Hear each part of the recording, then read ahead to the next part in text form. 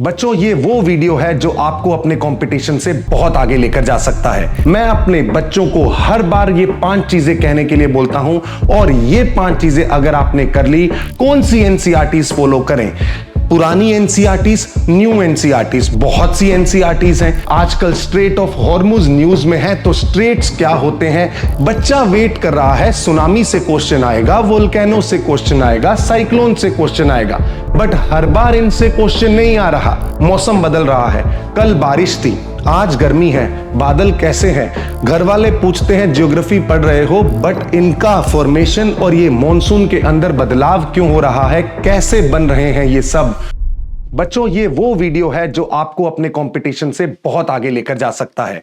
आपने अभी 12th पास की है, आप अभी अपने ग्रेजुएशन के फर्स्ट ईयर या सेकंड ईयर में हैं और आपको ज्योग्राफी से बहुत फियर लगता है और ज्योग्राफी आपकी इस तैयारी के अंदर एक बहुत बड़ा ऑब्स्टेकल बनकर सामने आता है।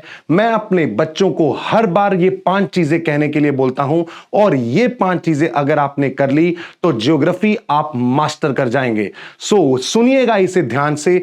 पहली चीज है डिकोड दी बेसिक्स थ्रू एनसीईआरटीज। बेसिक्स को एनसीईआरटी से डिकोड करना। कौन सी एनसीईआरटीज फॉलो करें? पुरानी एनसीईआरटीज, न्यू एनसीईआरटीज, बहुत सी एनसीईआरटीज हैं। आपको नए वाली 6 से लेकर 10 तक की एनसीईआरटीज को कॉम्प्रिहेंसिवली पढ़ना है, जिससे आपको पता लग जाएगा कि कैसे आप बेसिक्स पे मास्टरी करते हैं। जैसे कि लैटिट्यूड क्या है, लॉन्गिट्यूड क्या होते हैं, प्लेटू क्या है, माउंटेन के अंदर क्या डिफरेंस है। आजकल स्ट्रेट ऑफ हॉर्मुज न्यूज में है, तो स्ट्रेट्स क्या होते हैं, इस्थमस क्या है। ये छोटी छोटी टर्मिनोलॉजीज जो बाद में आपको बहुत बड़ा डर क्रिएट कर देती हैं, उनको पहले ही खत्म कर दें। अपने बेसिक्स को, अपने बिल्डिंग के फाउंडेशन स्टोन्स को बहुत मजबूत करके रखना है और वो करेगा एनसीईआरटी। 6 से लेकर 10 तक की एनसीईआरटीज को आप बहुत अच्छे से करने वाले हैं। हर कॉन्सेप्ट को समझिएगा, ध्यान से समझेंगे, एकदम अच्छे से आत्मसात कर लेंगे, आपको कभी दिक्कत नहीं आएगी। फिर उसके बाद आता है सेकंड स्टेप। सेकंड स्टेप कहता है कि आप जीएस पेपर 1 यूपीएससी के अंदर जो सिलेबस गिवन है उसे कॉम्प्रिहेंसिवली पढ़ें। कॉम्प्रिहेंसिवली पढ़ने का मतलब है उनके अंदर जो लाइंस लिखी हैं उनके बीच में क्या हिडन है उसको जाने। Read between the lines. एक छोटा सा एग्जाम्पल देता हूं, उसमें लिखा है some of the geophysical phenomena, some important geophysical phenomena such as tsunami, volcano, cyclone, but उसके साथ एक वर्ड लिख दिया एटसेट्रा। बच्चा वेट कर रहा है, सुनामी से क्वेश्चन आएगा, वोल्केनो से क्वेश्चन आएगा, साइक्लोन से क्वेश्चन आएगा, बट हर बार इनसे क्वेश्चन नहीं आ रहा। क्वेश्चन आ रहा है इस एटसेट्रा से। एटसेट्रा में आखिर है क्या? एटसेट्रा के अंदर फ्लड भी है, एटसेट्रा के अंदर ड्रॉट्स भी हैं, एटसेट्रा के अंदर ग्लेशियल लेक आउटबर्स्ट फ्लड भी है, एटसेट्रा के अंदर तो टेम्परेट साइक्लोन और टोर्नेडो भी है। बहुत कुछ है इस एटसेट्रा के अंदर, तो इसे कॉम्प्रिहेंसिवली डिकोड करना है। इसका एक सबसे उचित समाधान यह है कि आप अपने सिलेबस को देखेंगे तो उसे आप 4 भागों में डिवाइड कर लें। फिजिकल ज्योग्राफी, जिसके अंदर आपको दिखेगा जियोमॉर्फोलॉजी, क्लाइमेटोलॉजी और ओशियनोग्राफी। जियोमॉर्फोलॉजी का मतलब ये माउंटेन, ये प्लेटूज कैसे बने हैं, इनका फॉर्मेशन कैसे हुआ। इतने सारे लैंडफॉर्म्स देखते हैं, ये वैलीज बनी हुई हैं, पहाड़ों में घूमने जा रहे हैं, बट ये पहाड़ बने कैसे हैं, उन सब का ज्ञान आपको मिलेगा कहां पे? जियोमॉर्फोलॉजी में। मौसम बदल रहा है, कल बारिश थी, आज गर्मी है, बादल कैसे हैं? घर वाले पूछते हैं ज्योग्राफी पढ़ रहे हो, बट इनका फॉर्मेशन और ये मॉनसून के अंदर बदलाव क्यों हो रहा है, कैसे बन रहे हैं ये सब। उन सब चीजों के बारे में आपको पता लगेगा क्लाइमेटोलॉजी के अंदर। और आप एक बात समझें, समुद्र के अंदर भी एक बहुत बड़ी दुनिया है। जितने लैंडफॉर्म्स आप धरती पे देखते हैं उससे कहीं ज्यादा लैंडफॉर्म समुद्र के नीचे भी हैं। समुद्र की दुनिया को भी तो जानना है, उसकी भी तो एक साइंटिफिक स्टडी करनी है, वो आएगा ओशियनोग्राफी के अंदर। बट आपने ये सारी चीजें पढ़ ली, आपने माउंटेन्स पढ़ लिए, बट इन माउंटेन्स की लोकेशन कहां है उसके साथ भी तो आपको इंटीग्रेट करना है। और इसको इंटीग्रेट करने के लिए आपको समझ में आएगा, जरूरत है वर्ल्ड मैपिंग की। जैसे कि रॉकी माउंटेन नॉर्थ अमेरिका में है, एंडीज माउंटेन साउथ अमेरिका में। बने, तरीका क्या है बनने का वो पढ़ लिया, बट कहां बने हैं ये भी तो पता होना चाहिए, ये भी तो यूपीएससी पूछता है। और वर्ल्ड मैपिंग के बिना आप पहला जो स्टेज है प्रीलिम्स का वो नहीं निकाल सकते। बहुत से सवाल पूछे जाते हैं, इस पे महारत हासिल करनी भी जरूरी है। सो उसको इंटीग्रेट करें फिजिकल ज्योग्राफी के साथ, मजा आने लगेगा, चीजें दिखने लगेंगी। बट सिर्फ वर्ल्ड के परिदृश्य से ही नहीं देखना है हमें भारत के परिदृश्य से भी इस ज्योग्राफी को पढ़ना है, क्योंकि भारत में भी तो हिमालय का फॉर्मेशन हुआ है, हिमालयाज के अंदर भी तो बहुत सारी चीजें हैं। तो इंडियन ज्योग्राफी का भी नॉलेज होना बहुत जरूरी है कि भारत के अंदर कोस्टल एरियाज हैं, भारत के अंदर प्लेटू है, भारत के अंदर प्लेन्स हैं, भारत के अंदर माउंटेन्स हैं, भारत के अंदर अंडमान निकोबार लक्षद्वीप आइलैंड्स हैं। इनके बारे में जानकारी हासिल करना भी तो जरूरी है।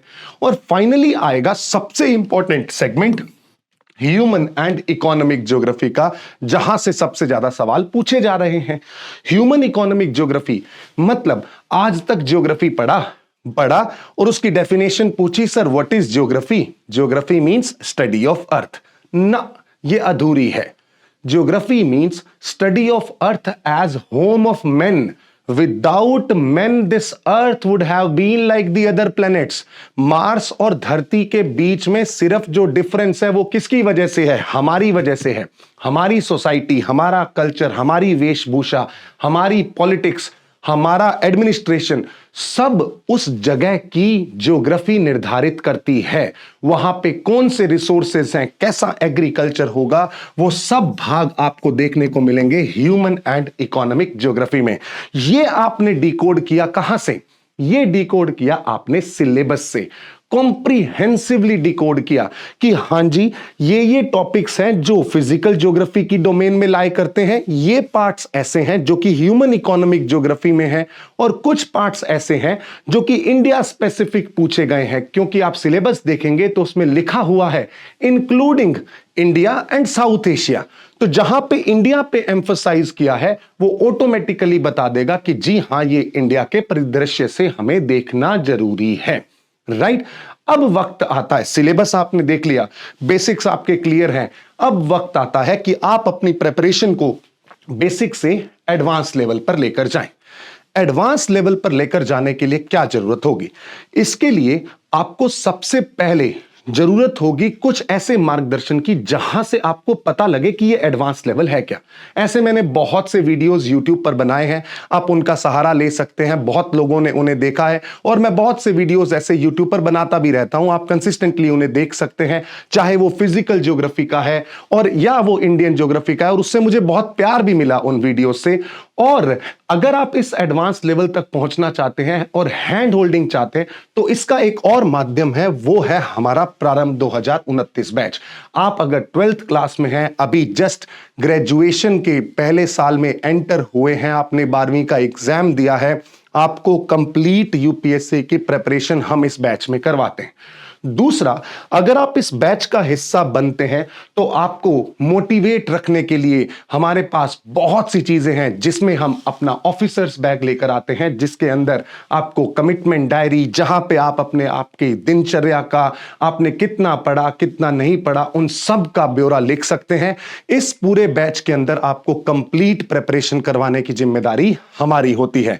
और इसके साथ साथ इस बैच के अंदर हम स्ट्रक्चर्ड तरीके से चलेंगे, जहां पे पहले साल जैसे कि हम बेसिक्स की बात कर रहे थे, दूसरे साल आपको हैंड होल्डिंग करते हुए हम एडवांस लेवल तक लेकर जाएंगे, और तीसरे साल आपकी प्रैक्टिस करवाई जाएगी कि जो आपने पढ़ा है उसको प्रैक्टिस करो। टेस्ट सीरीज दो, मॉक टेस्ट लगाओ, प्रीलिम्स के क्वेश्चन लगाओ, मेंस के क्वेश्चन लगाओ, और पहले अटेम्प्ट को आखिरी अटेम्प्ट बनाओ। बस यही एक हमारा संकल्प होगा। इसके साथ साथ इस बैच में सब टॉप नॉच फैकल्टीज आपको मिलेंगे, और इसी बैच में मैं पढ़ाऊंगा आपको ज्योग्राफी, जहां पर आपकी हैंड होल्डिंग करना मेरी जिम्मेदारी है। ज्योग्राफी मतलब आप मुझ पे छोड़ दीजिए। इसका मतलब है कि ज्योग्राफी के अंदर कोई भी डाउट आपको आता है तो वो मेरी रिस्पॉन्सिबिलिटी होगी। वो डाउट आपके मन में रहेगा ही नहीं, उसका क्लियर सॉल्यूशन मेरी जिम्मेदारी है। मैं आपको बीच रास्ते में नहीं छोड़ने वाला हूं। जब तक इस पूरे सब्जेक्ट की आखिरी मंजिल तक हम नहीं पहुंच जाते, तब तक मैं आपका साथ इस पूरे सब्जेक्ट को लेकर देता रहूंगा। चाहे वो करंट अफेयर्स का अपडेशन हो, चाहे वो नए इवेंट्स हो रहे हो, चाहे वर्ल्ड मैपिंग हो, चाहे वो इंडिया का मैपिंग हो, हर चीज आप मेरे पे छोड़ सकते हैं इस बैच के अंदर अगर आप हैं तो। वापिस आते हैं हमारी उसी चीज पर कि हमने पहले 3 स्टेप्स तो कर लिए, अब हमारा चौथा स्टेप क्या होगा। आप एडवांस लेवल पर पहुंच गए, बट जो आपने पढ़ लिया है उसको आप अपने प्रीवियस ईयर क्वेश्चंस के साथ इंटीग्रेट करें कि जो आपने पढ़ा है क्या वो यूपीएससी के साथ अलाइंड था। उसके साथ आप इंटीग्रेट करते करते साथ साथ पढ़ते जाएंगे, आपका कंटेंट भी अच्छा डेवलप होता रहेगा। आपको यह भी पता लगता रहेगा कि आपकी जो दिशा है वो एकदम सही जा रही है। और एक ही दिशा में, सही दिशा में अगर आपको मार्गदर्शन मिलेगा तो मंजिल जरूर आपको मिलेगी। और लास्ट जो सबसे इंपॉर्टेंट चीज है वो ये है कि आप अपने वीक एरियाज को आइडेंटिफाई करें।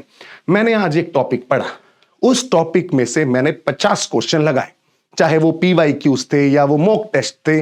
उनसे मुझे पता लगा कि ये 2 टॉपिक्स हैं, इनके सब टॉपिक्स हैं जिसमें मैं वीक हूं, जिसके क्वेश्चंस लगातार मुझसे गलत हो रहे हैं। तो मैं पूरा थोड़े रिवाइज करूंगा, मैं सिर्फ रिवाइज करूंगा उन 2 टॉपिक्स को। जो 2 सब टॉपिक्स हैं उनको मैंने पढ़ लिया, रिवाइज कर लिया, याद कर लिया, बाकी मेरा एकदम सॉर्टेड है। इसके बाद अगला पेपर जब लगाऊंगा मुझे ये 100% पता होगा कि उन 2 सब टॉपिक्स का कोई भी क्वेश्चन गलत होने वाला नहीं है। मुझे धीरे धीरे हर बार रिवीजन करने में दिक्कत आती है ना। मेरे को बच्चा कहता है कि सर ज्योग्राफी की 4 बुक बन गई, कैसे रिवाइज करूं। रिवाइज करने का एक ही तरीका है, वो ये है कि आप अपने वीक एरियाज को पहचानें, आप 1 पेजर नोट्स बनाएं, उन 1 पेजर नोट्स से रिवाइज करें। वीक एरिया को कैसे पहचानेंगे? क्वेश्चन लगा के, क्वेश्चन लगाओ, पता लगेगा अच्छा ये वाला क्वेश्चन इस टॉपिक से नहीं हो रहा, इसी को रिवाइज करना है, rather than reading the entire booklet. Sorry NCERTs को एक साथ पढ़ रहा हूं, वापस 6 तक पहुंच गया। ना ना ना, 5वें स्टेप पे आ गए मतलब पहले स्टेप पे नहीं जाना।